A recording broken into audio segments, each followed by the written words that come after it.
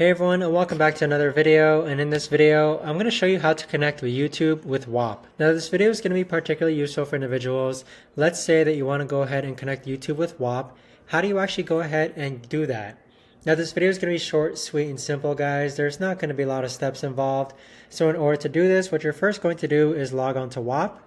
Next, on the bottom left hand corner, you want to click on your profile icon. Next, you want to click on connected accounts. And then this is where you're going to be able to connect a multitude of different accounts.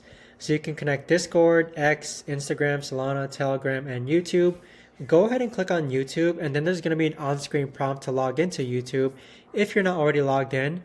But once you log in, you just need to authorize YouTube to connect with Whop. But there you have it, guys. That right there is the best and easiest way that I know of to actually go ahead and connect YouTube with Whop. If you guys know of a better or easier way to actually do this, let me know in the comments down below. I would love to know. Thanks so much for watching, everyone, and I'll see you guys all in the next video.